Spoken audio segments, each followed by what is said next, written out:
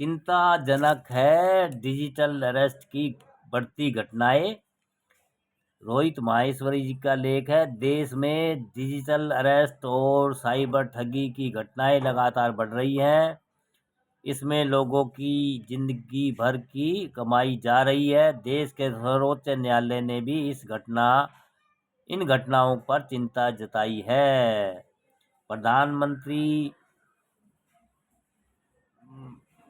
नरेंद्र मोदी मासिक रेडियो कार्यक्रम मन की बात में डिजिटल अरेस्ट पर चिंता जताते हुए देशवासियों को सतर्क करने के लिए आगाह कर चुके हैं। डिजिटल अरेस्ट साइबर स्कैम का सबसे नवीनतम रूप है, जिसमें वर्ष 2024 में 92,000 से अधिक प्रभावित भारतीय हुए। हैरानी की बात यह है कि ये पैसे डिजिटल तरीके से ट्रांसफर कराए जाते हैं।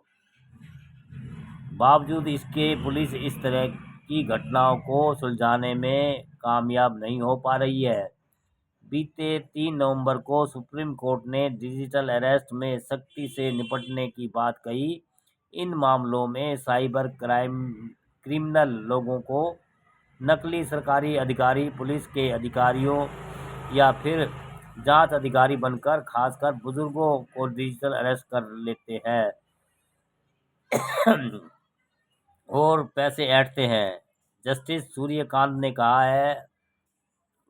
ने कहा कि यह चौंकाने वाला मामला है कि अकेले हमारे देश में पीड़ितों से लगभग 3,000 करोड़ रुपए वसूले गए। अगर हम इसे अभी नज़रअंदाज करते हैं और कड़े और सख्त आदेश पारित नहीं करते हैं तो समस्या और बढ़ जाएगी। हम इससे सख्ती से निपटने का पक्का इरादा रखते हैं। विशेषज्ञों के अनुसार डिजिटल अरेस्ट का कारण लोगों में जांच एजेंसियों का भय और उसकी डरावनी छवि। इसी डर से लोग साइबर ठगों के जाल में फंस जाते हैं।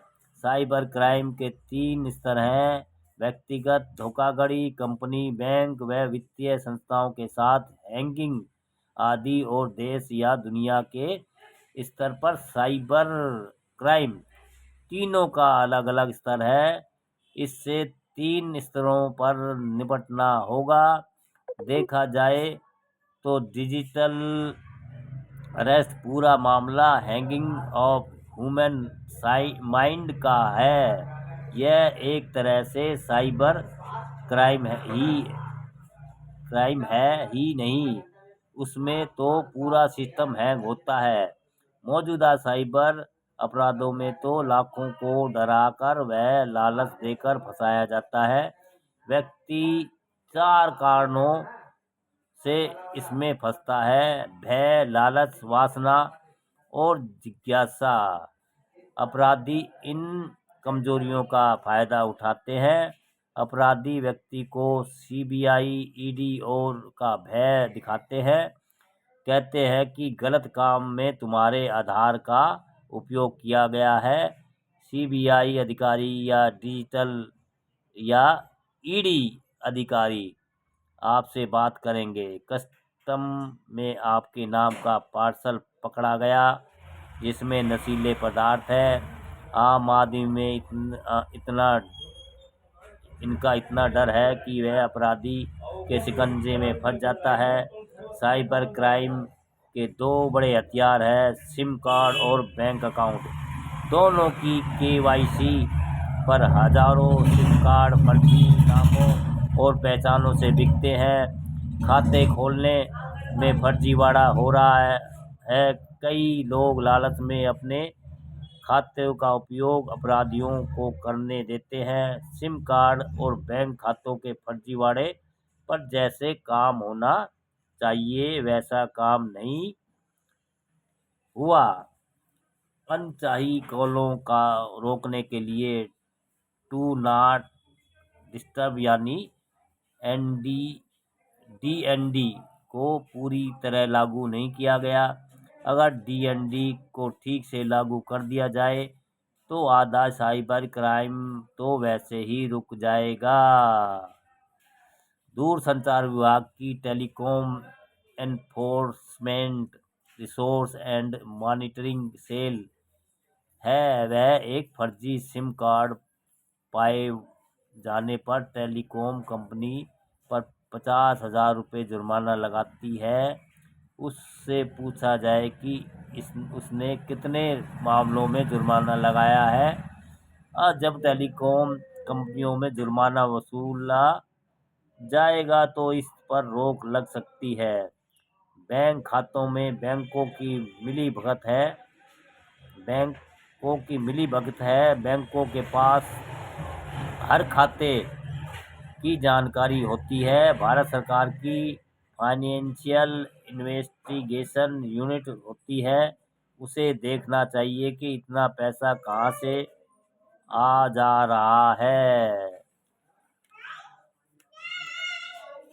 और भैया, पिछले कुछ वर्षों में डिजिटल अरेस्ट की शिकायतों की संख्या में उल्लेखनीय वृद्धि हुई है। वर्ष 2021 में 1,35,242 और वर्ष 2022 में 5,14,741 और वर्ष 2023 में 11,31,221 शिकायतें दर्ज हो गई। वर्ष 2021 से सितंबर 2024 के बीच साइबर स्कैम में कुल मौद्रिक नुकसान 27,914 करोड़ रुपए तक पहुंच गया। दिल्ली पुलिस के आंकड़ों के मुताबिक दिल्ली में 2025 में साइबर अपराधियों ने लोगों से करीब 1,000 करोड़ रुपए ठगे। इस साल इन्वेस्टमेंट स्कैम, डिजिटल अरेस्ट और बॉक्स स्कैम ठगी के सबसे ज़्यादा आम तरीके बने। साल 2024 में दिल्ली के लोगों से करीब 1,100 करोड़ रुपए की साइबर ठगी हुई थी। उस समय पुलिस और बैंक ठगे गए पैसों में से करीब 10% ही रकम को ही फ्रीज कर पाए थे। लेकिन 2025 में दिल्ली पुलिस ने बैंकों का साथ मिलकर लगभग 20% ठगी गए पैसे को रोकने में सफलता पाई है। यानी पिछले साल की तुलना में यह उपलब्धि दोगुनी है। विशेषज्ञों के अनुसार कानून में डिजिटल अरेस्ट जैसी कोई चीज नहीं है, यह सिर्फ भयवश स्वयं बांधा गया फंदा है। अगर कोई कहता है कि आप अब डिजिटल अरेस्ट में हैं, तो व्यक्ति को तत्काल फोन काट देना चाहिए, कंप्यूटर बंद कर देना चाहिए और पुलिस से शिकायत करनी चाहिए कि फला नंबर से डिजिटल अरेस्ट का फोन आया था। 1930 नंबर पर भी रिपोर्ट करें। डिजिटल अरेस्ट में तो व्यक्ति खुद को बंधक बना लेता है। उसके दरवाजे पर तो अरेस्ट करने के लिए कोई खड़ा नहीं होता। ऐसा नहीं है कि किचन के चाकू से हाथ कट सकता है, इस कारण उसका इस्तेमाल तो बंद नहीं किया जा सकता। ऐसे ही डिजिटल पेमेंट चालू रहेगा। व्यक्ति को अधिक सावधान रहने की ज़रूरत है। पेमेंट करते समय जांच लेना चाहिए कि किसको पेमेंट किया जा रहा है। इंटरनेट एक जंगल है जहां अच्छे, बुरे, भयानक और खतरनाक जीव व वनस्पतियों मौजूद है। आपको उस जंगल में आपको जंगल से गुजरना है, इसलिए हर समय आँख कान खुले रखिए। साइबर सिक्योरिटी में धीरे धीरे जीरो ट्रस्ट का सिद्धांत लागू हो गया है। मतलब हर व्यक्ति को धोखेबाज तो साइबर अपराधी अवश्य है। इससे बचने के लिए सावधानी जरूरी है। कायदे में जांच एजेंसियों का भय अपराधियों में होना चाहिए, जबकि यह आम जनता में भी है। कमी जांच एजेंसियों की है। उसका कारण है कि कई बार देखा गया है कि किसी पर कोई केस होता है तो वह जेल चला जाता है, उसे जमानत नहीं मिलती। कई वर्ष बाद जब अदालत उसे बरी होता है तब वह उसका कैरियर, प्रतिष्ठा, पैसा सब बर्बाद हो चुका होता है। जिस पुलिस अधिकारी ने केस बनाया होता है उसका कुछ नहीं होता। हर स्तर पर जवाबदेही तय होनी चाहिए ताकि लोगों का सिस्टम में भरोसा बने। लोगों को भरोसा नहीं है कि वे निर्दोष हैं तो सीबीआई या ईडी उनका कुछ नहीं बिगाड़ सकती। सबसे पहले यह पता लगाने की ज़रूरत है कि साइबर क्राइम की कितनी शिकायतें आती है, उनमें से कितने में एफआईआर व गिरफ्तारी होती है, फिर कितने में आरोप पत्र दाखिल होता है और सज़ा होती है। इसका अभी कोई आंकड़ा नहीं है। इनका अध्ययन करके आंकड़े एकत्रित किए जाने चाहिए ताकि पता चल सके कि ये अपराध कहाँ तक फैला है और इसे रोकने के लिए क्या करने की ज़रूरत है। पूरे इकोसिस्टम को समझने बिना इसे कंट्रोल करना मुश्किल है। कानून में कोई कमी नहीं है, यह सब धोखाधड़ी है। उसका कानून मौजूद है जिसे लागू करने की ज़रूरत है। भैया डिजिटल इंडिया, डिजिटल भैया सारा कुछ तो गवर्नमेंट का ही है। गवर्नमेंट नहीं चाहती, गवर्नमेंट खुद अपराधियों से मिली हुई है तो भाई आम जनता को ही परेशान करते हैं। ईडी, सीबीआई भाई नकली बन के असली बन के सब ठगी का मामला चल रहा है। और भैया कानून बनाओ या ना बनाओ, भाई गरीबों पे सारे कानून हैं।